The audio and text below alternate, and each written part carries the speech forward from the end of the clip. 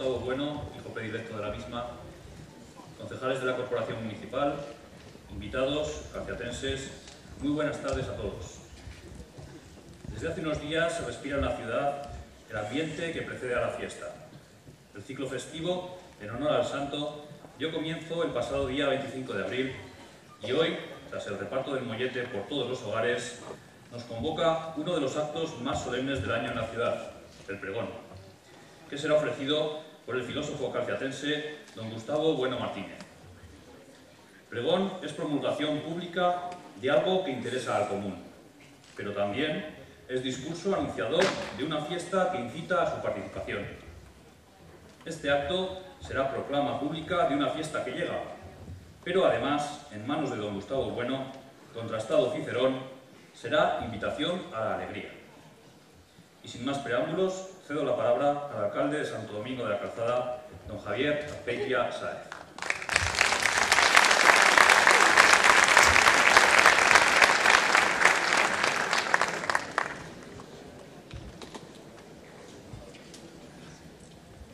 Buenas tardes, buenas noches.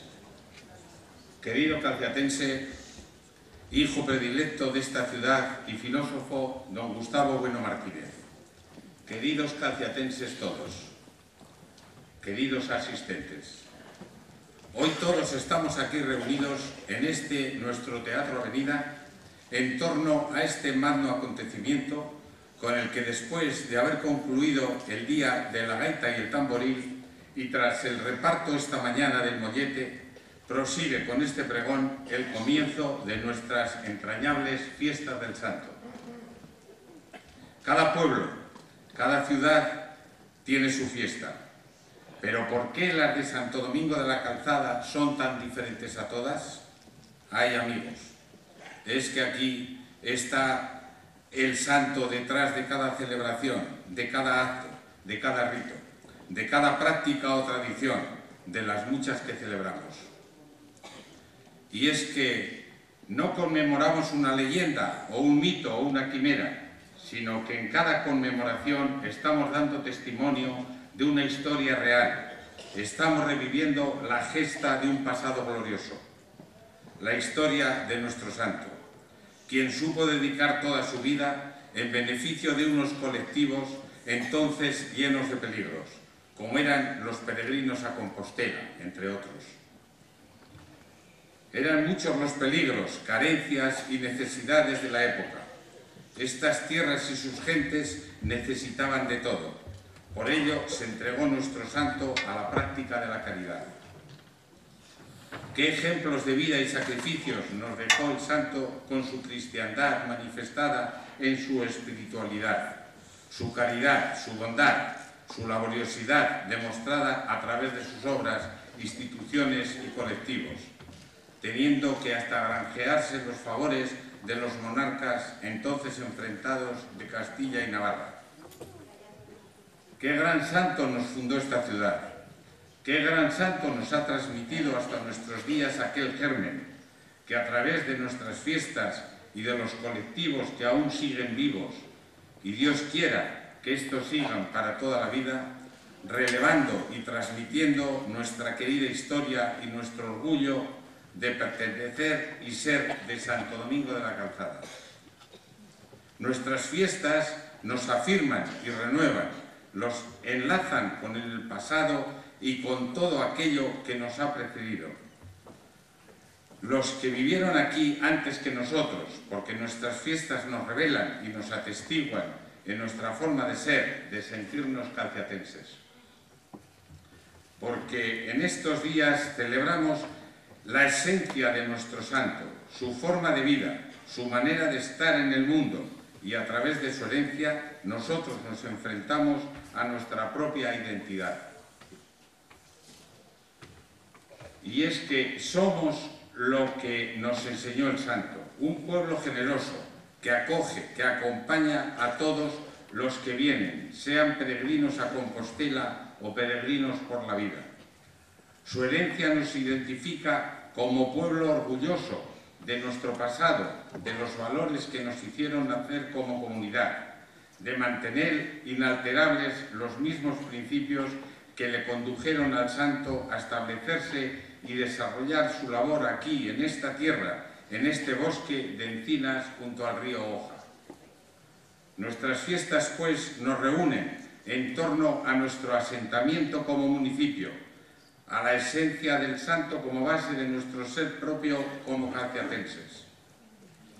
Y si todo ello nos une al pasado, también nos proyecta al futuro, porque somos responsables de forjar este eslabón de continuidad en la tradición, que se articula en forma de cadena de hechos y acontecimientos que viven en nuestra memoria colectiva y que nos comprometemos a ceder a las generaciones que nos siguen y seguirán. La aportación que a esta generación calciatense le toca dejar para la historia va a ser de una época de grandes cambios y transformaciones en lo religioso, en lo social, en lo económico, en lo tecnológico, científico y genético.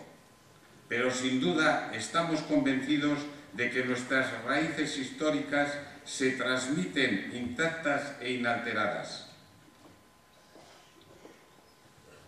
Hoy más que nunca quiero transmitiros la enorme satisfacción, emoción y responsabilidad que como alcalde de esta nuestra querida ciudad me produce representaros por primera vez a todos los calciatenses en estas nuestras amadas fiestas del santo. También mi responsabilidad como alcalde de esta ciudad es llevar a Santo Domingo a cuotas superiores de progreso y bienestar. Son tiempos difíciles, que nos ha tocado una travesía llena de tropiezos, con una crisis que nos agobia, pero podemos y sabremos superarla. Espero y deseo que podamos hacer realidad esas metas que en su día comprometimos. El futuro es prometedor y tengo la firme convicción de que pronto podamos superar esta situación, sin olvidar nunca lo que somos y de dónde venimos. Nuestras fiestas son el mejor ejemplo de nuestras raíces. Y para cumplir esta misión, para pregonar como merecen nuestras fiestas del santo, está hoy con nosotros Gustavo Bueno, nuestro pregonero 2012, la persona designada para anunciarnos este importante acontecimiento que se avecina, para convocarnos alrededor de las celebraciones en honor a Santo Domingo, para reunirnos como pueblo que festeja sus fiestas patronales. Lo hace como calciatense de la calle Mayor, en pleno Camino de Santiago, calciatense hijo y nieto de médicos, con una importante relevancia en la sociedad de Santo Domingo. Decidió dedicarse, sin embargo, a otros campos intelectuales que le alejaron físicamente de su ciudad natal, pero que nunca le apartaron de ella. Este hijo de Santo Domingo, que comparte honor de predilecto con Sor María de Leiva, Hipólito Casas y Gómez de Andino, Juan Bautista Tejada, Bonifacio Gil, Víctor Cardenal o el propio San Jerónimo Hermosilla, nos seguirá inundando de grandes resultados para esta su ciudad. Debo concluir, pero no sin antes evocar a esos entrañables calciatenses, muchos tan o más entusiastas de nuestras fiestas que cualquiera de nosotros, y que últimamente nos han dejado para siempre. Vaya con ellos nuestro reconocimiento más amado. Como todos deseamos escuchar cuanto antes a nuestro predilecto invitado, muchas gracias por vuestra atención y felices fiestas. ¡Viva el santo! ¡Viva!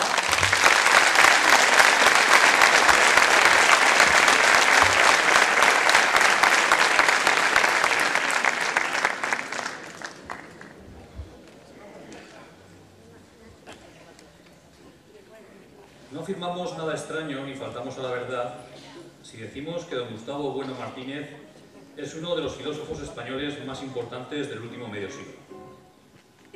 Variadas e interesantes han sido sus aportaciones filosóficas, destacando sin duda su sistema conocido como materialismo filosófico, en el que se incluye su teoría del cierre categorial.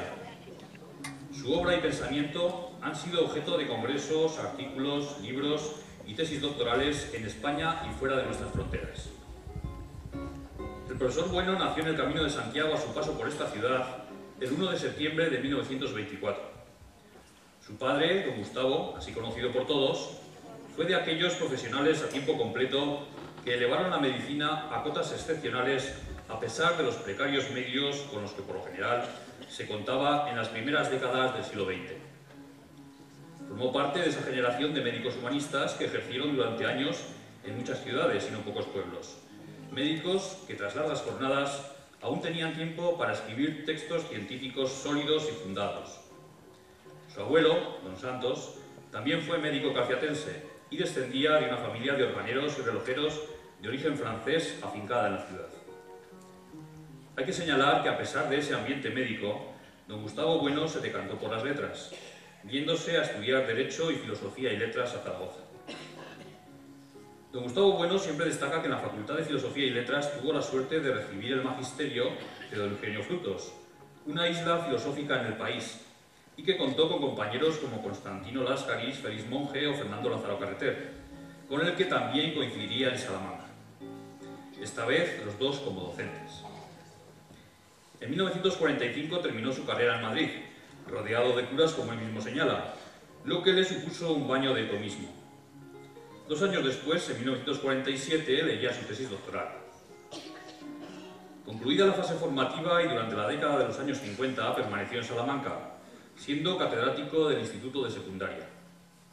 Allí conocería, entre otros personajes hoy ilustres, a Tierno Galván, que a modo de anécdota hay que señalar que tradujo con éxito el Tractatus de Wittgenstein que don Gustavo Bueno le había dado a conocer. En su estancia salmantina publicó varios libros de texto, entre ellos Nociones de Filosofía, en los que su lucidez y sapiencia trabajarían para esquivar la censura del Ministerio de Educación, encriptando los mensajes que en realidad deseaba transmitir. Con respecto a aquella enseñanza secundaria, en 1973 don Gustavo Bueno señalaría que la situación de la filosofía y de la ciencia en España se derivaba inmediatamente y directamente de la situación existente en la enseñanza media. Quizás hoy afirmaría lo mismo. Un paso fundamental en su trayectoria intelectual y personal será su traslado a Asturias. En el año 1960 lograría la cátedra de Fundamentos de Filosofía de la Universidad de Oviedo, en la que permaneció hasta 1998. Según cuenta él mismo, su toma de posesión como catedrático la realizó en un café en presencia del secretario de la universidad, de un bedel y de un librero. El 26 de octubre de 1998 impartía su última clase en las escaleras de la facultad, acontecimiento que sin duda alguna quedará en los anales de la vetusta Universidad de Vetusta. Durante este periodo universitario escribió una de sus obras fundamentales, Ensayos materialistas, de 1972, con la que comenzó a dar a conocer su ontología materialista.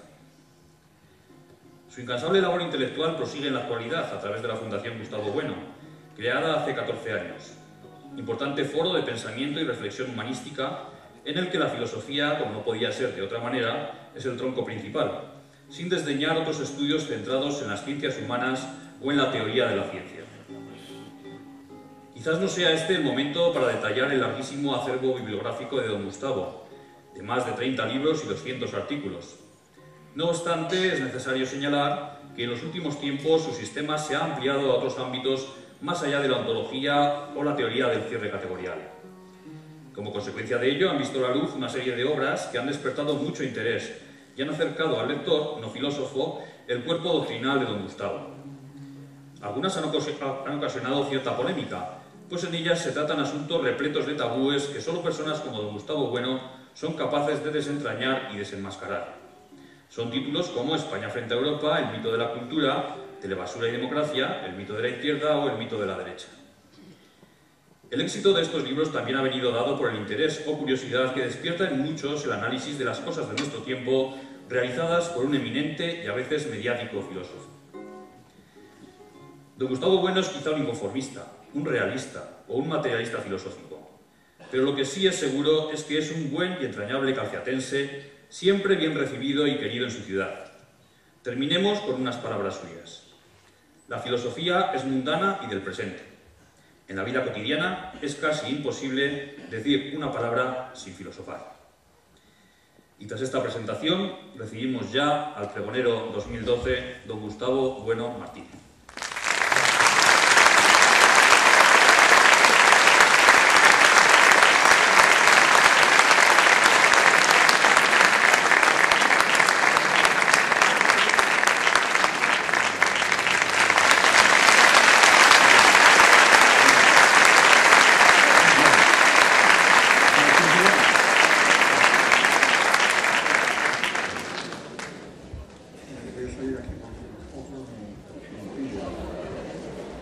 Muy bien. Bueno, buenas tardes. Bueno, ante todo, expresar mi agradecimiento al señor alcalde aquí presente por haberme invitado a este acto de dar un pregón en Santo Domingo de la Calzada. Y lo que siento de verdad es que yo no puedo hacer una pieza literaria o artística porque no soy ni literato ni artista, ¿verdad? Ni tampoco puedo ofrecer pues alguna exposición histórica o jurídica sobre la historia de Santo Domingo tan conocida de todos los presentes. Es decir, yo no puedo decir nada, absolutamente nada, que los presentes no conozcan ya. Entonces, ¿qué voy a hacer? Pues pretendo filosofar de un modo en román paladino, que lo entienda todo el mundo y su vecino, ¿verdad?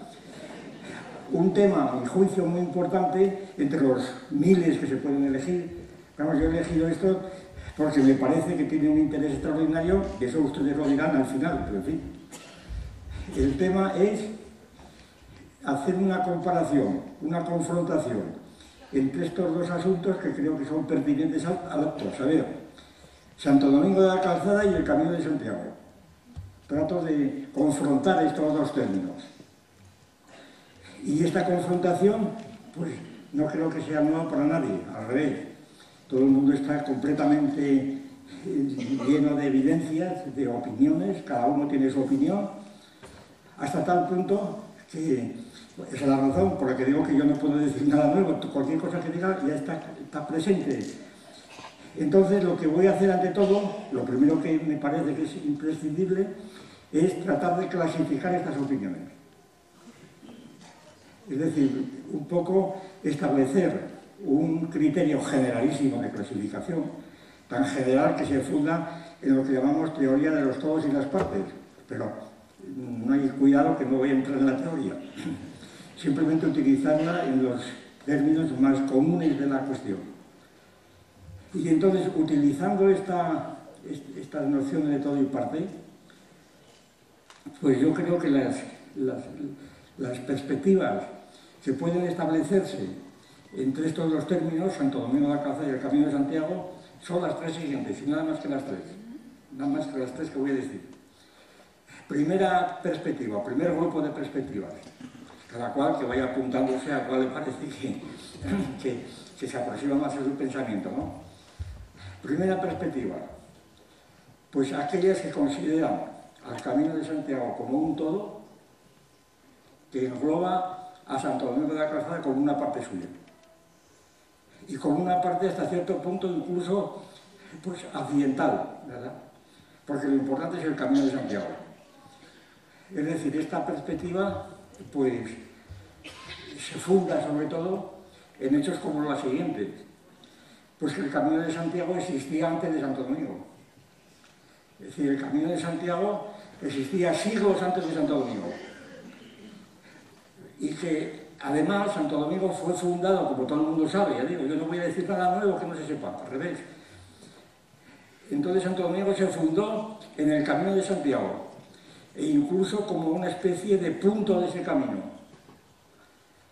Y un punto además que era otros, entre otros mil, porque el Camino de Santiago venía por otras vías diferentes, como bien sabido, la vía costera, es decir, la que pasaba por Irún, por Bilbao, Santander, etcétera, etcétera, Llanes, Ribadesella, Oviedo, y terminaba en Mondoñedo, etcétera, Santiago. Y la otra vía, y entonces Santo Domingo no existía. La otra vía, la que llamó después el Camino Francés, es la que bajaba desde Roncesvalles principalmente, había muchas corrientes que alimentaban el flujo del camino y que pasaba por Logroño, Nájera, etc. Y luego aquí se desviaba. Es decir, que Santo Domingo ni siquiera era una parte del camino, sino que se desvió precisamente por Domingo, el fundador de Santo Domingo, el eremita, ¿verdad? se desvió de la calzada romana y entonces en esa desviación salió Santo Domingo. Por consiguiente, quiero decir, y repito, que si esta primera serie de opiniones tiene fundamento, lo tiene muy fundado, porque ya digo, Santo Domingo es un accidente, realmente un accidente que incluso muchas veces queda borrado de los mapas. Precisamente estos días he consultado algún mapa, corrientes, ¿verdad?, a guías distintas, y entonces allí no aparece Santo Domingo siquiera. Que en la serie pues, de Nájera, etcétera, Belorao o lo que fuera, Santo Domingo no aparece. También, seguramente, creo yo, es debido a que está alargada la palabra que no cabe en el mapa, ¿verdad? Puede ser debido a esto simplemente, no tiene más misterio, es decir, el caso es este. Bien, pues esta sería el primer grupo de posibilidades. Aquí se podría decir, de algún modo, aquello de Don Quijote, que más vale camino que posada, ¿verdad? Que más vale camino que posada. Bien, el segundo grupo de perspectivas que todo el mundo tiene, pues se inclina a lo siguiente. El todo es Santo Domingo. Y el camino, pues es un accidente suyo, una parte suya incluso secundaria. Es decir, el camino pasa por aquí, ¿verdad? Y se acabó. También esto tiene mucho fundamento, ¿eh? Porque claro, el Santo Domingo, como todo el mundo sabe, se hizo a raíz del camino, pero se emancipó enseguida. Mejor dicho, se sustantivó. Apareció un burgo que inmediatamente fue creciendo, que fue primero un burgo de abadengo, después fue consiguiendo pues, mayores reconocimientos. Recibió, por ejemplo, como es bien sabido, el fuero de Logroño, nada menos, por Alfonso VIII, el emperador, y después recibió el título de ciudad por Alfonso XI. Alfonso XI, el padre de Enrique de Trastámara y de Pedro el Cruel, que tanto tuvieron que ver con Santo Domingo, como todos saben. Total que, desde este punto de vista, la ciudad se emancipó y además entró en conflicto, precisamente con conflicto más o menos velado, ¿verdad? Conflicto que tenía una incidencia política de primer orden, es decir, no solo religiosa. Estaban confluyendo pues, el reino de Navarra, el reino de Castilla, que estaban entonces empezando, y por supuesto Aragón, Castilla-León, etc. Y entonces, en esta turbulencia de intereses políticos, allí es donde nació Santo Domingo. Y esto es una parte esencial de lo que yo quiero decir. Bien, en tercer lugar, pues el tercer grupo de opiniones es un grupo que más o menos intenta justaponer las dos alternativas. Y hombre, son las dos cosas, Santo Domingo es esto y además el camino. Y por tanto, pues, si cada uno se las arregla como puede, ¿verdad? Es decir, cómo se engarzan estas dos alternativas que son distintas, que están unidas, diríamos, dialécticamente, para utilizar la fórmula de siempre, platónica o hegeliana, o como se queda, o marxista, ¿verdad? Entonces, pues de esas tres perspectivas voy a hablar. Mejor dicho, voy a hablar desde la tercera, sin menospreciar las otras, ¿eh? Y entonces, pues voy a hablar muy resumidamente, porque lo que voy a decir, para decirlo un poco así reposadamente, pues ocuparía por lo menos 2 horas y pico, pero previendo esto, hemos editado el pregón y a la salida todos ustedes podrán disponer en una publicación, ¿no? Una especie de opúsculo, de folleto, que lo tienen ustedes ahí. Y a la salida lo tendrán, de manera que si les interesa pueden ampliar detalles para que puedan hacer la crítica conveniente, ¿verdad?, que yo recibiré con mucho gusto. Porque lo que voy a decir es muy posible que a muchos les ofenda, particularmente a todos los que se dedican a la cultura, comenzando por el consejero de Cultura, mi gran amigo Gonzalo Capellán, y y por supuesto el concejal de Cultura y todo lo que tenga que ver con la cultura, ¿verdad?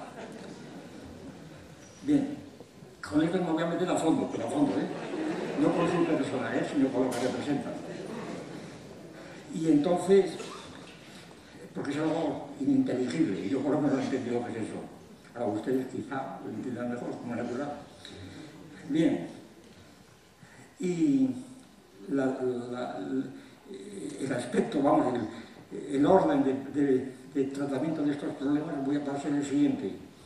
Un orden histórico, distinguiendo, pues como es habitual, y dejando de lado la historia antigua, distinguiendo el periodo medieval, es decir, los siglos XI, XII, XIII, XIV, XV, el periodo, pues más o menos de la historia moderna, particularmente el siglo XV, XVI, XVII, y XVIII, y XIX, y el XIX es más difícil de establecer, vamos a ponerlo entre caballos en la época contemporánea, el XIX y el XX, y el XXI, vamos al XXI. Bien, pero estos siglos los voy a entender de la siguiente manera. No en extensión, es decir, no como bloques de siglos que se acumulan unos a otros, como suele hacerse, además es necesario hacerlo para ciertas circunstancias, sino subrayando en ellos precisamente su orientación, la orientación fundamental, que desde el punto de vista de la historia global, política, social, religiosa, tecnológica, etc., pues sin duda yo creo han tenido estos siglos. A saber, los siglos medievales, vamos a verlos aquí, como se ven por mucho, y yo muchas veces he utilizado en algunos de los libros, pues se ven como los siglos en donde se organizó la vida de todas las sociedades occidentales, no de Europa, está la cuestión, porque Europa no existía entonces. Esto es muy importante. Yo no puedo detenerme en este punto, ya diremos más adelante. Es decir, claro, Europa es un anacronismo completamente, es un poco como cuando en esto del museo que han hecho en Burgos, pues dicen del hombre de Burgos, es decir, Miguelón, que es el hombre de Burgos, hombre. Es un anacronismo de tal calibre que uno se queda aterrado, ¿verdad? Bien, entonces, y sin embargo ahí está el hombre de Burgos, y Miguelón, ¿verdad? Y ahí están todos los sabios paleontólogos hablando del hombre de Burgos, pues por concesión a una cosa completamente ridícula, a mi juicio, pero bueno, ahí está. Bien, entonces, estos siglos medievales, vamos a verlos como siglos que están envueltos por lo que llamamos el reino de la gracia, lo que llamó el reino de la gracia. Es decir, la gracia santificante, es decir, un don del Espíritu Santo que recibían las personas y que habitaba en ellas y que organizaba toda su vida y a través de la cual Santo Domingo precisamente pues hizo su labor aquí. Claro, porque Santo Domingo es un santo, claro, ya que he dicho todo, es un santo. Es decir, Santo Domingo es ininteligible al margen del reino de la gracia. Es un santo que ha sido elevado a los altares, que su vida fue dirigida precisamente pensando precisamente en la gracia santificante a través de Jesucristo. Es decir, no de la religión católica. Esto es esencial. Y entonces Santo Domingo es un ejemplo típico de esto que decimos del reino de la gracia. Bien, esta sería la primera fase. La segunda fase, pues la consideramos como una época de decadencia, de declinación, incluso de demolición del reino de la gracia. No precisamente de Dios, alto, no de la...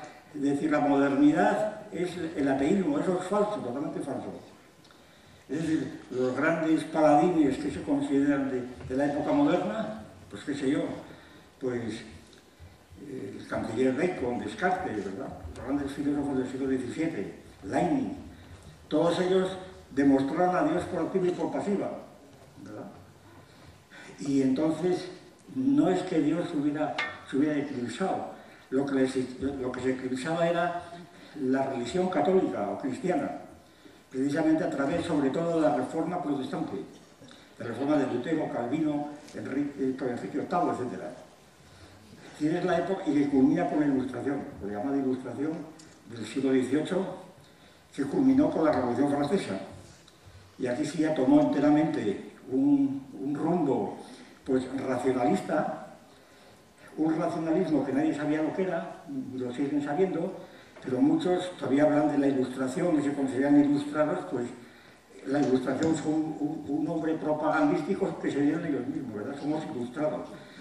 Un nombre de origen gnóstico, no hay tiempo de explicar esto, es decir, ni siquiera era nuevo. Bien. La Ilustración es una de las palabras más ridículas a mi juicio, sobre todo cuando, por ejemplo, en Madrid se puso en la universitaria la Avenida de la Ilustración.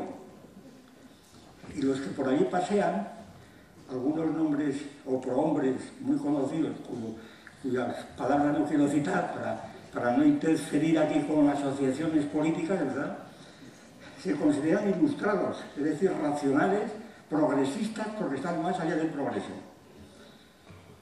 Aquí se concibió la leyenda negra, precisamente. Es decir, los ataques contra España fueron debidos principalmente pues, a hombres como Voltaire, como Montesquieu, etc. Y la leyenda negra fue un ataque a la Iglesia Católica precisamente en el nombre de la razón, como si la razón hubiera aparecido entonces. Con esto queda demostrada en el juicio la vacuidad de semejante posición. Bien, y en tercer lugar, la época moderna la vamos a considerar una época muy curiosa, la que vivimos ahora, en donde pues, se recuperan algunas instituciones medievales,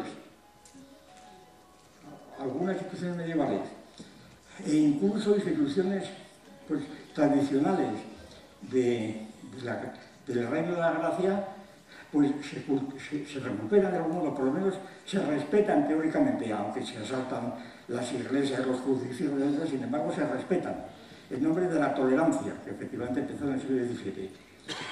Olvidando aquella famosa consigna de Goethe, hablando de la tolerancia, que tolerar es ofender. Si el que tolera algo, ofende, porque parece que permite que el otro tenga su opinión en lugar de reconocerla simplemente. Pues bien, este sería el aspecto que, como ustedes ven, es imposible desarrollar en detalle por el tiempo. Vamos a hacer unos rasgos generales del asunto para exponer la tesis fundamental que quiero exponer ante ustedes, ante vosotros, vamos, que somos paisanos todos. Entonces, la primera fase pues la podemos resumir en los siguientes rasgos. Es decir, la fase en donde aparece el Camino de Santiago, realmente. El Camino de Santiago es el primer término de nuestra confrontación. El Camino de Santiago pues es una institución importantísima en la Edad Media, como todo el mundo sabe, que tiene su origen precisamente pues, en el advenimiento de una nueva religión, el cristianismo, particularmente cuando el cristianismo, que era universal y que fue encomendado por Cristo a los apóstoles, por lo menos hacemos caso de los famosos textos de Beato de Líbano, en donde describe cómo los apóstoles se repartieron, al parecer por suerte, el reparto del mundo para predicar. Y entonces, pues, por ejemplo, a San Pedro le tocó Roma, a San Felipe le tocó las Galias, a Santo Tomás la India y a Santiago España. Si esto lo dice el Beato de Líbano, no es que no fuera Beato, el Beato de Líbano, luego lo veremos. Y entonces a Santiago le tocó España. Y naturalmente el cristianismo, como todo el mundo sabe también, se consolidó ya definitivamente con Constantino el Grande. El emperador Constantino, cuando lo hizo religión del imperio, y el imperio romano, y cuando Constantino el Grande convocó él mismo y presidió el concilio de Nicea, 325. en donde el cristianismo se hace religión oficial, luego con Teodosio el Grande, y el cristianismo empieza a ser, pues efectivamente, el que inspira la política de todos los estados, y no son, a mi juicio, esto lo he expuesto yo más ampliamente en otros lugares, no son las relaciones de la Iglesia y el Estado, como se dicen sobre todo los juristas, las relaciones de la Iglesia y el Estado, no es eso. A mi juicio eso es una tergiversación del asunto. Es la relación de la Iglesia católica con cada uno de los estados distintos. Es decir, la Iglesia desempeña el papel de una especie de agencia internacional de los diferentes estados o imperios, y por tanto no es la relación de la Iglesia y el Estado, la relación es totalmente no de un término a otro, sino de un término a varios, los cuales en principio reconocen a la Iglesia, en principio, y además en ella influyen decisivamente en todas las famosas controversias medievales de la lucha del papado y los imperios. Pues bien, en este contexto de Constantino el Grande, como digo, el cristianismo se extiende por todo el mundo nuestro de ahora, que es el mundo del Imperio Romano, sencillamente. No es Europa, es el mundo del Imperio Romano. Y el Imperio Romano se extiende, como digo, el cristianismo, y por tanto la idea central aquí es que no tiene el principio rival, fundamental, porque los pueblos germánicos, los bárbaros, como he sabido, que derrumban el Imperio Romano, sin embargo mantienen el cristianismo porque se hacen cristianos. En España tenemos el caso de los visigodos, ¿verdad?, que con Recaredos se convierten al cristianismo, y entonces pues los pueblos son cristianos una vez que los bárbaros germánicos se han asimilado, se han incorporado al cristianismo. Pero en cambio hay otros pueblos que estaban en la periferia del imperio que, lejos de asimilarse, le han presentado resistencia, y estos pueblos están resumidos por lo que San Juan Damasceno subrayó, que era una herejía simplemente del cristianismo, una herejía, una especie de hijuela del arrianismo que negaba la divinidad de Cristo, y del nestorianismo, la cuestión de las dos naturalezas, etc., el concilio de Éfeso. Pues esta herejía es el islamismo, que hoy día está tan presente. Vamos, hoy día tiene tanta autoridad como la Edad Media. Después de los atentados del 11S, de Atocha, en España, y así sucesivamente, ¿verdad? Es decir, que el islamismo es una herejía del cristianismo. Es decir, no es una religión más, es una herejía. Dice que procede del cristianismo. Y de ahí vienen muchos problemas. Y esta plantó cara al cristianismo, y como bien sabido, en el 711 vino aquí Tarik, entró en Gibraltar, y en 6 años llegó a Covadonga, donde se habían replegado pues los mozárabes, bueno, los que había por allí, pero sobre todo los mozárabes, es decir, los visigodos, que estaban más o menos, que conservaban sus religiones y sus costumbres, pero que eran tolerados por los árabes, que nada más les interesaba ante todo pues cobrar el impuesto, y entonces se refugiaron especialmente en Asturias, que esto es una cuestión muy debatida, como todo el mundo sabe. Yo voy a seguir una de las interpretaciones posibles, que no fue un simple punto de resistencia, que es lo que suelen decir ahora generalmente los historiadores que más o menos militan en el nacionalismo secesionista, a ver si nos entendemos. Si hubo puntos de resistencia, y estos puntos de resistencia pues es Covadonga, pero también es Pamplona, ¿verdad? O qué sé yo, o Huesca, el norte de Huesca, Jaca, Canfranc, etc. O incluso Cataluña, la marca hispánica. No, a mi juicio, la estructura no fue esta. No hay tiempo aquí, naturalmente, de demostrarlo. Ya digo, yo he escrito un libro, si alguno quiere criticarme, que lea el libro antes de criticarme. Se llama España frente a Europa. Bien, entonces, el punto de resistencia llamado Covadonga, pues no fue en absoluto un punto de resistencia.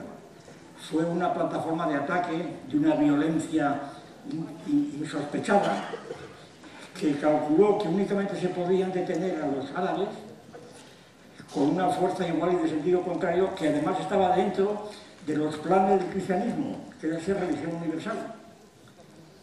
Era el imperialismo religioso del cristianismo. Los apóstoles se extendieron por todo el mundo. Esto es lo que quería ser el imperio de Covadonga. Y allí empezó un reino que naturalmente pues tuvo su caminar lento, como natural, con Don Pelayo, con Fruela, etc. Y vamos a centrarnos simplemente en la figura de Alfonso I, el católico, que salió de la montaña ya casi poco después de Covadonga, llegó al Duero, llegó al sur, a Lisboa, etc. Y llegó, por supuesto, a La Rioja.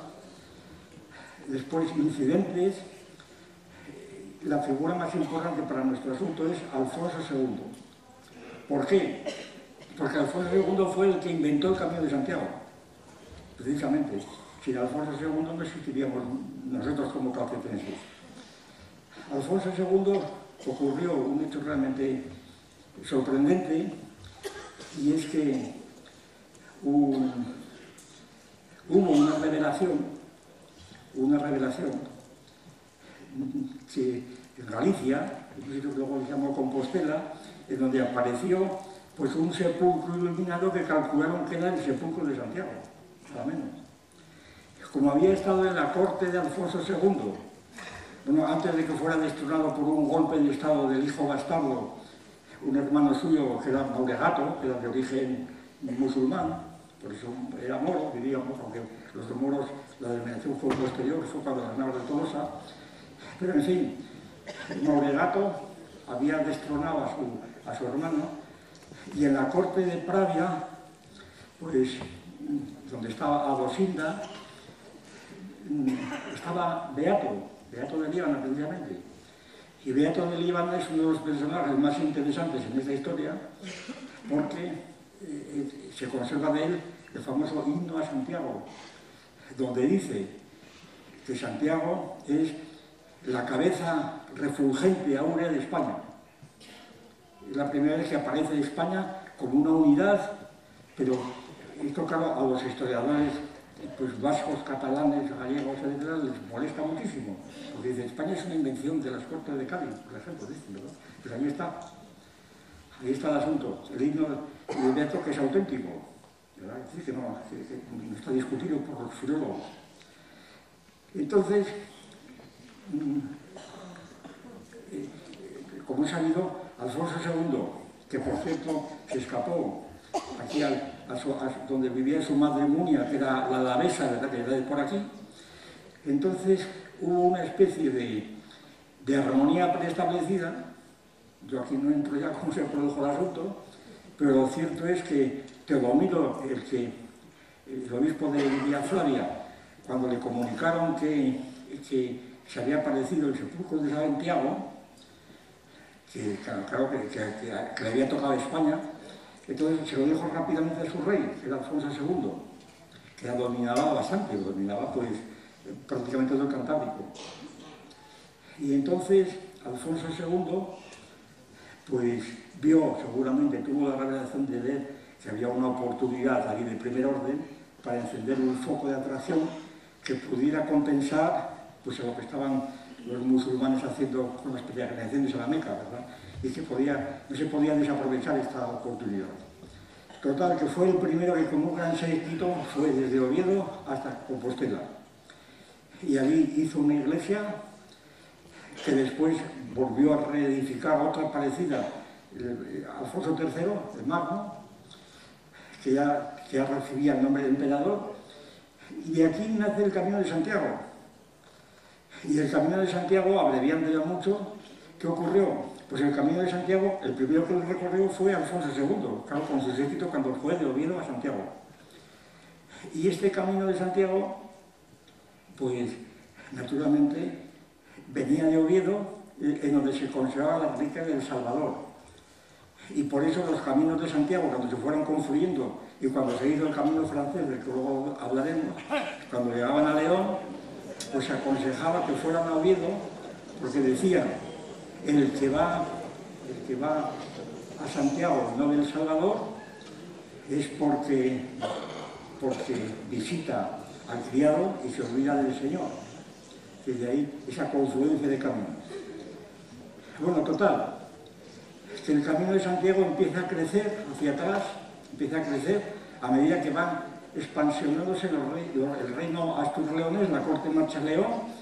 Luego viene toda la cuestión complicadísima, pero interesantísima, pero tenemos que tratar de cómo del reino de León va brotando pues, el reino de Castilla, Fernán González, etc. Todos los episodios de Sancho el Grande, también llamado emperador, porque en la ceca de Nájera, donde preferían los reyes de Nájera, los reyes de Pamplona, preferían residir, y que tuvo una gran importancia para la consideración de Santo Domingo en relación con Calahorra, pues entonces en esta ceca se imprimieron monedas que se conservan en donde aparece Sancho el emperador, el imperator. La propia Oviedo, como se ha dicho tantas veces, Alfonso II la intentó reconstruir, o los mozos que llevaron, por analogía a la Roma imperial de Constantino, pues con bóvedas, con altares, en fin, con baños, lo más parecido que tenían el modelo del imperio romano. Y además como contraposición al imperialismo árabe. Bien, que también era una religión universal, ¿no? Era cristiana en su origen. Es decir, la lucha entre las religiones era total, absoluta. Entonces, la historia famosa del Camino de Santiago va extendiéndose, alejándose de Finisterre.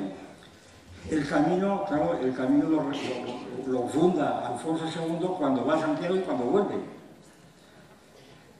Aquí me acuerdo siempre de aquellas frases tan resobadas del bendito don Antonio Machado cuando dice, se hace camino al andar. A mí me parece que no, el camino se hace al reandar. Pero esto es otra cuestión larguísima de explicar. El camino supone andar y volver a andar, si no es un sendero. El sendero es que recorre uno solo, es una senda. El camino se hace al andar y al reandar. Y esto hay autoridades, todo lo que se quiera. Yo podría estar hablando mucho tiempo para fundamentar esta cosa, pero lo dejamos bien. Bueno, total.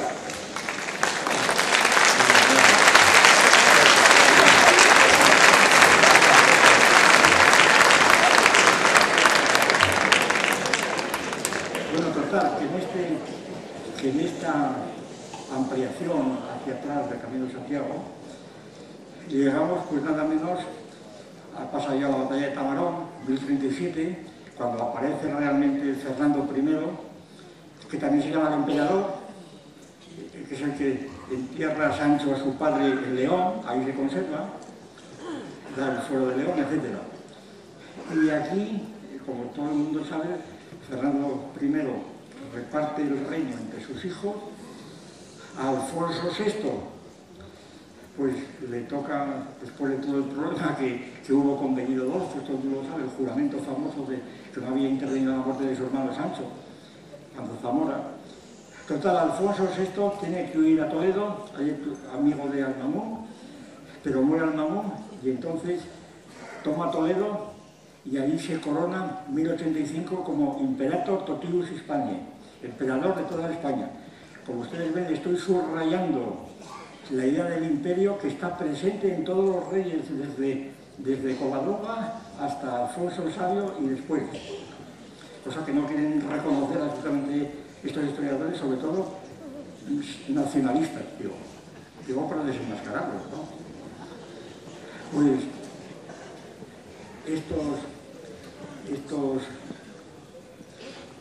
Alfonso VI, como digo, que se llama Imperator Totius Hispaniae, este es el que, en su propósito imperialista, pues viene a La Rioja, vamos rememorando la hazaña, que esto está totalmente discutido por los historiadores, pero en fin, es un hito más de la historia de España. Es la batalla de Clavijo, famosa, de Ramiro I, en batalla en la cual pues se aparece Santiago en una nube con una bandera blanca y diciendo por Santiago y España, ¿verdad? Santiago y cierra España, prácticamente, la batalla de Clavijo. De manera que está Santiago otra vez, Santiago montado en un jinete blanco. Un jinete blanco, claro que todo el mundo, particularmente Américo Castro, subrayó la analogía enorme de esta situación con la batalla del lago Regilo, 400 años antes de Cristo, en donde los dioscuros, Castor y Polus, combatieron 2 caballos blancos para proteger al ejército romano. Claro, aquí los 2 caballos habían reducido uno solo, ¿verdad? Al caballo de Santiago. Pero mirad lo que pasa. Poco tiempo después, Ramiro II en Simancas volvió a tener una batalla famosa, la batalla de Simancas, contra los musulmanes, y allí aparecieron 2 caballos, otra vez, los dioscuros, porque a Santiago se le juntó San Millán. O sea, ya había La Rioja incorporado ya importante eso para aportar otro caballo a los dioscuros. Pues bien, la idea de Alfonso VI, como saben, es el que cuando vino por aquí se encontró a Domingo y murieron los dos el mismo año, en 1009, como habéis sabido. En 1109, murieron los dos el mismo año. Y Alfonso VI es bien sabido que fue el gran protector el primer gran protector de Domingo. Le ayudó inmediatamente, le dio el fondo para cuando estaba con la iglesia, le ayudó en todo, fue su protector. ¿Sí? Y esto lo hacía Alfonso VI, al margen de las cuestiones religiosas que podría tener, sobre todo por razones políticas, porque veía que era un modo extraordinario de incorporar, no España a Europa, como dice alguno, eso lo dicen muchos historiadores, es que Alfonso VI era europeísta. Hombre, sí, se había casado con 5 mujeres francesas, ¿verdad? Sucesivamente, ¿eh? Y francesas no eran todas, pero parece que eran las 3 primeras, ¿eh? Pero esto no es porque fuera europeísta, es sencillamente porque estaba allí en función de Francia, del imperio de Carlomagno y del Sacro Romano Imperio Germánico. Era distinto. Era la cristiandad, no había Europa, eso era un concepto literario o geográfico que no tenía ninguna entidad, absolutamente ninguna entidad. Como quieren hacernos creer ahora que luego veremos que aquello de Europa era Europa la que estaba ya como la Europa de la Unión Europea, ¿verdad? Que estaba allí presentando, que es lo que han podido hacer los franceses ahora con el premio Carlomagno, cuando Carlomagno fue uno de los genocidas más grandes que ha habido en la historia. Carlomagno, con perdón de los franceses que hay aquí, si hay alguno. Bien, pero claro, se olvidan los franceses del genocidio y se olvidan de Carlomagno, que es el premio Carlomagno. Bien. Bueno, pues entonces, es decir, la historia es casi todo mentira.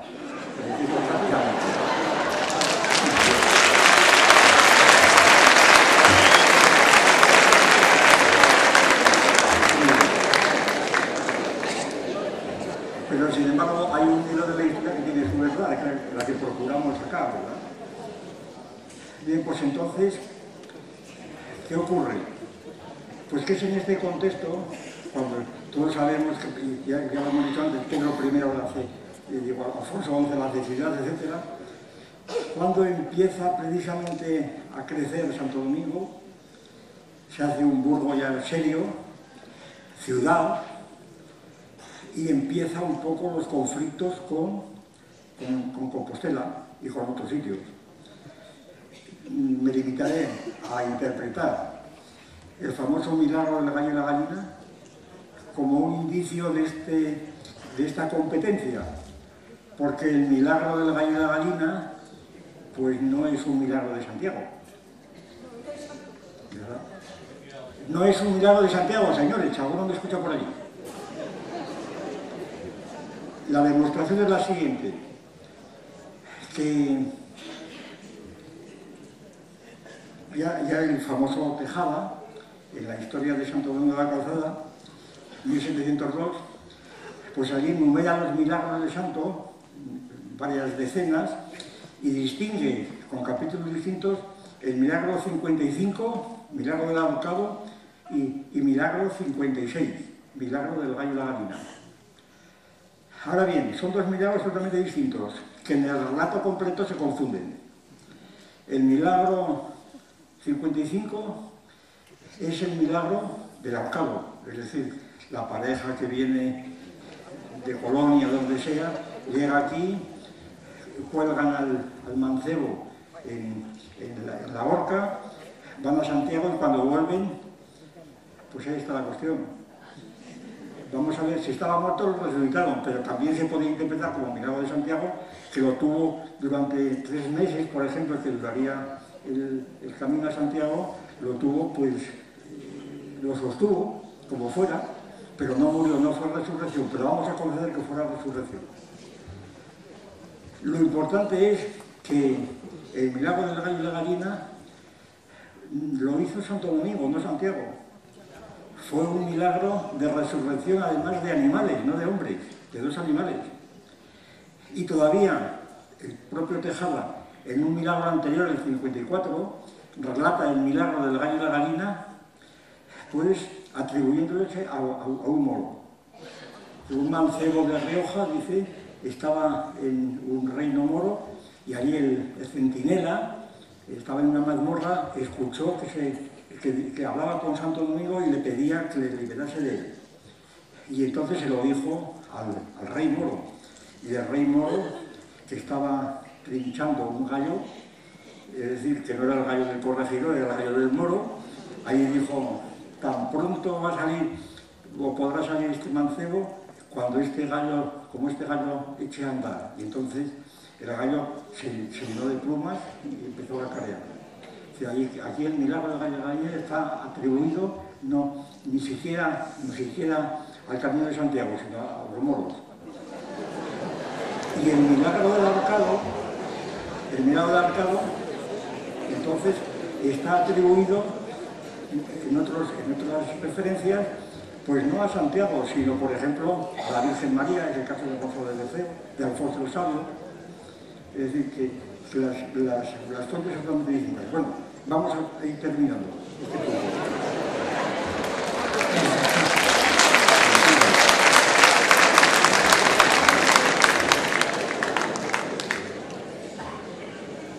El Camino de Santiago va creciendo, adquiere una importancia extraordinaria, vienen miles de peregrinos, como es bien sabido, allí de una importancia histórica extraordinaria, todo el mundo lo sabe.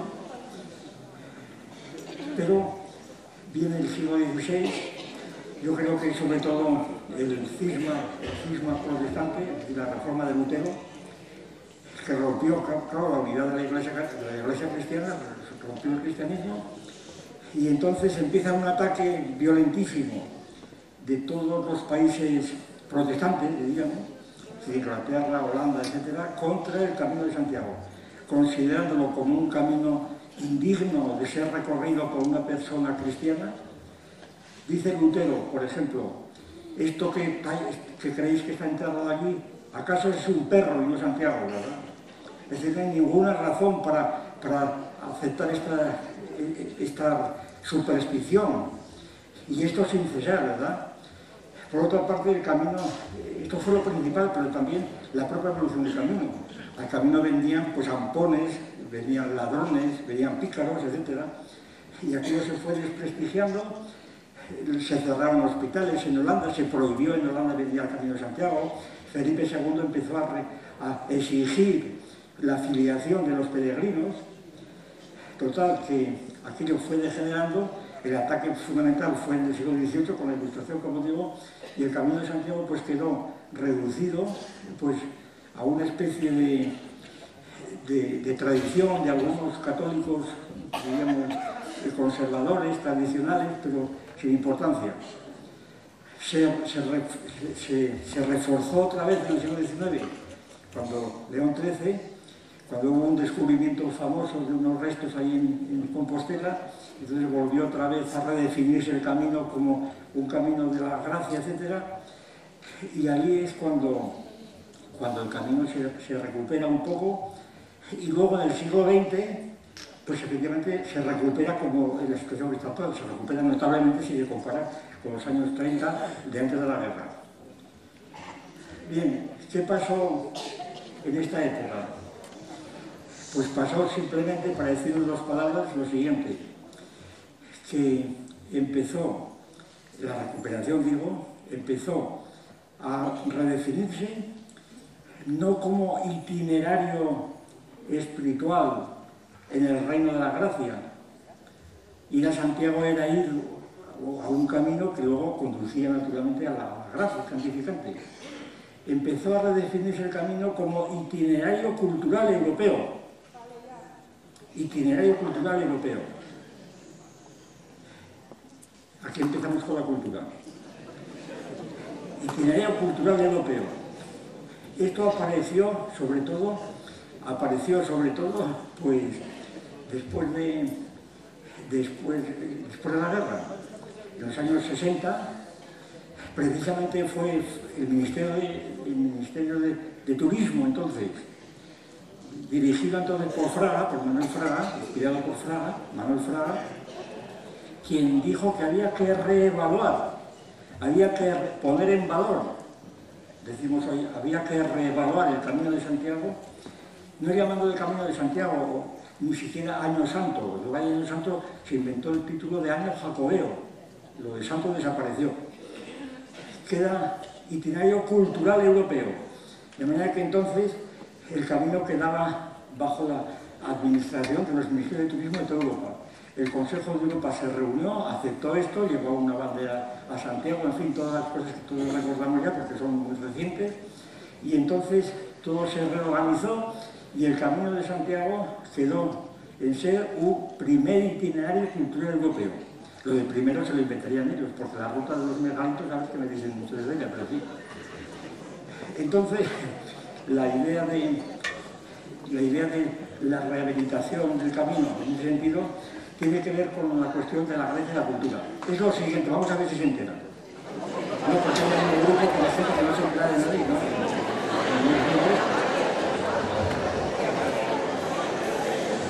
Es un grupo de analfabetos como pasa en todo lugar.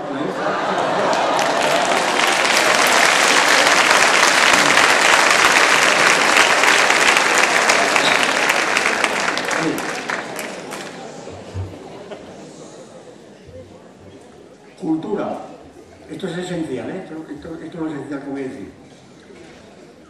Cultura es una palabra que hoy día no es muy familiar. La cultura, bueno, es demasiado familiar.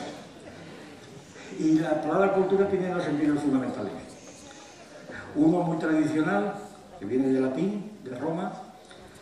La cultura es algo que está en cada uno de los individuos, de las personas humanas, no de los animales. Y entonces la cultura es una propiedad que reciben los animales, un conocimiento, una destreza, lo que sea. Y por eso está en los individuos. Después de cultivarse, pues adquieren una cultura más o menos profunda, etc. Y ese es el sentido tradicional, el sentido subjetivo. Pero a finales del siglo XVIII, y sobre todo por obra de alemanes, particularmente de Herder, y después Fichte, etcétera, etcétera, pues la cultura empieza a entenderse en un sentido realmente distinto, que es el concepto de cultura objetiva, en donde, por así decir, son los individuos los que están en la cultura, no la cultura en los individuos. Es un poco la relación que hoy establecemos y que todo el mundo conoce entre la diferencia entre la lengua y el habla. Y la distinción famosa de eso sigue. El español que hablamos es anterior a nosotros. Nosotros estamos en el español, no el español en nosotros. Antes existía nosotros ya la lengua española, existía organizada. Entonces, la cultura objetiva es algo así como lo que es la lengua como contradistinta del habla, como algo que está flotando alrededor de nosotros y nosotros nacemos en una cultura y no en otra. Y estas culturas además son particulares, no es una cultura de todos los pueblos, cada pueblo tiene su cultura. Y esta cultura objetiva es la que hace su aparición a finales del siglo XVIII, XIX y hace su estreno en público con Bismarck, con la famosa Kulturkampf, la lucha por la cultura, que era la lucha por la cultura alemana sobre todo, contra Roma. Entonces, la idea de cultura, y después aparece en todos los países, claro, y aparecen en la Unión Soviética, en Brasil, en España, en todos los países aparece la idea de cultura como lo supremo de cada país, ¿verdad? Es más, Fichte, que es el que dio a la cultura un sentido político, dice que el Estado, lo que llamamos Estado político, no es ni Estado gendarme ni Estado de derecho, es Estado de cultura. Es decir, cuando un pueblo tiene una cultura propia, entonces necesita un Estado, tiene derecho a un Estado. Esto es lo que estamos viendo ahora, la cultura catalana, ¿verdad? La cultura del Bierzo. Por tanto dicen, el Bierzo es nación, Cataluña es nación, la cultura asturiana, la cultura vasca, es joder, los vascos. Bien, es decir, eso es una nación. Esa es la idea de Fichte y de todos los profesores alemanes que se inventaron el mito de la cultura. Esto es lo que hemos llamado el mito de la cultura. Entonces, esa cultura, ¿de dónde viene? Es decir, ¿cuál es el origen de esta cultura? Puesto que toda idea que aparece con esa fuerza tiene que tener un precedente. Nosotros hemos mantenido la tesis siguiente. ¿Qué idea homóloga a la cultura había en la Edad Media, de la cual pueda proceder esto que llamamos hoy cultura? Y que nadie sabe lo que es. Ni siquiera la Constitución española, el artículo 44 dice algo así como lo siguiente. Dice, el Estado deberá hacer posible a todos los ciudadanos el acceso a la cultura. Yo le pregunté a un padre de la patria, oye, ¿a qué cultura os referíais? ¿A la cultura cretense o a la cultura maya? Hombre, no, era la cultura, pero dije, explica un poco más, porque vamos. Pues en eso estamos. Realmente que en la Constitución española tan poderada, aquí se dice que el Estado tiene que procurar el acceso de todos a la cultura, pero no dice cuál. Claro, ya se encargan los catalanes de decir que la cultura no es la cultura española, es la cultura catalana, es la butifarra y la sardana, ¿verdad? Y lo demás ya no es cultura. Bueno, y los vascos escucho decir con el aborrezco ya tienen bastante, y con el chacolín. Bueno, pues sobre esta historia se ha montado todo el tinglado que estamos viviendo ahora. Por eso es tan grave, lo de la cultura no es ninguna broma, ¿eh? Porque uno de los problemas centrales nunca queda la cultura famosa. Bueno, pues, ¿qué ocurre entonces? ¿Y qué puede reportar entonces que Santo Domingo de la Calzada haya sido considerada como un punto esencial del itinerario cultural europeo? Ni cultura ni Europa existían. Eso es una invención de aquellos individuos que fundaron Europa, de aquellos padres de Europa que, en fin, con su pan se lo comen.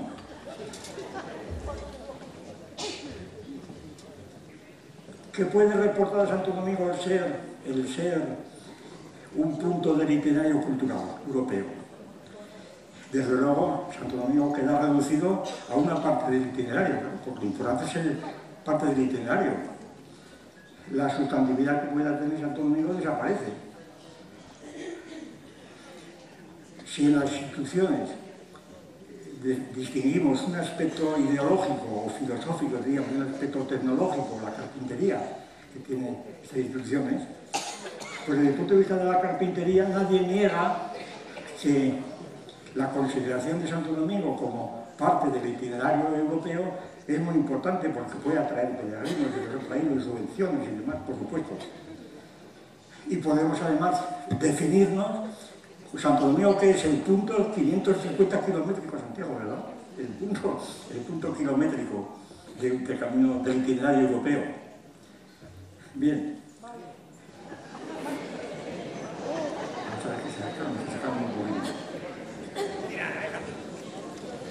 Pero de hecho lo que ha pasado es que esta reconversión en el itinerario cultural europeo ha tenido como resultado la transformación de los peregrinos en turistas.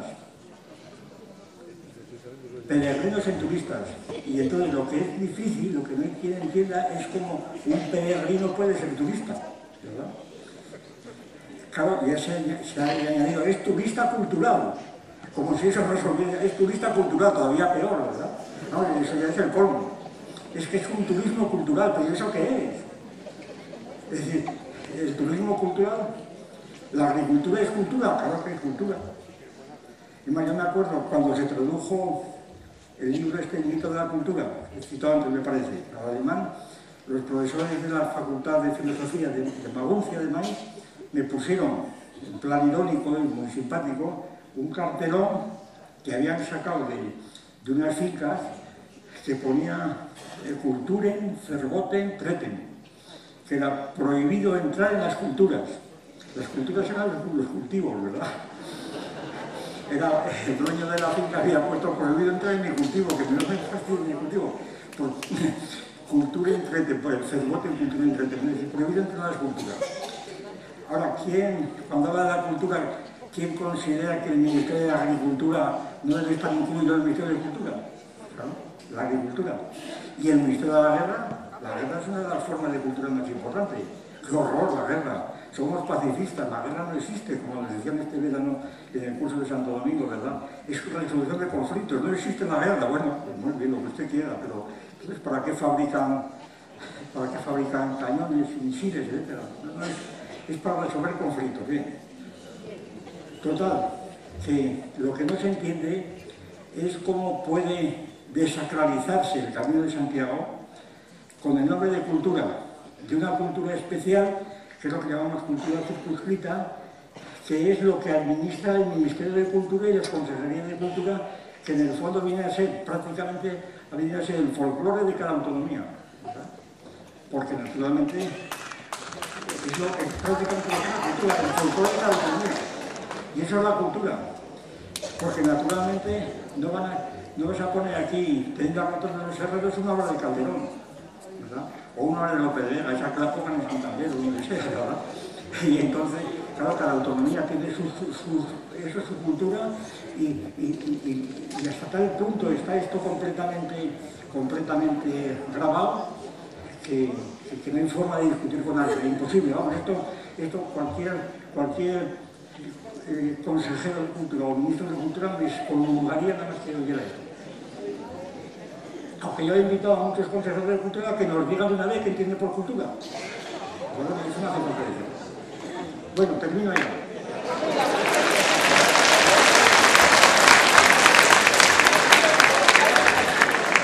Lo que quiero decir es que si educamos a los calcetenses en la idea de que turística, de que somos un punto del itinerario cultural europeo, ¿verdad? Entonces, con esto, por de pronto, lo que viene muy bien es precisamente a los nacionalistas separatistas, a ver si se enteran. Es decir, con esto del itinerario cultural europeo, lo que se ha olvidado se ha borrado España. España queda borrada. Esa es la clave del asunto. Es decir, lo importante es ser europeo. Y lo importante de ser de esta ciudad es que somos una de las ciudades europeas con las cuales nos hermanamos, mucho más que nos hermanamos con otros españoles o hispanoamericanos. Nos hermanamos con ciudades de otro sitio, porque son ciudades europeas. Y entonces, cada cual cree tener una universalidad puramente turística porque ha recorrido todas las ciudades, baja. La Rioja es uno de los demás se viaja.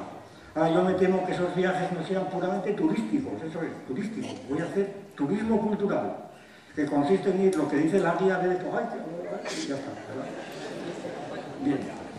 Entonces, este turismo cultural da una apariencia de cosmopolitismo completamente falso y ridículo.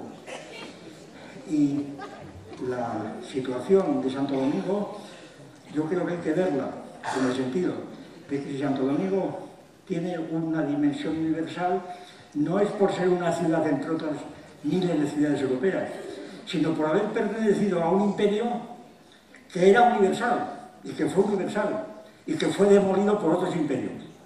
Pero la demolición no fue aniquilación, puesto que ahora hablan 500 millones de seres humanos, hablan en español, y estos 500 millones pues, se pueden considerar perfectamente como los herederos del Caballo de Santiago, ¿verdad? Y he terminado.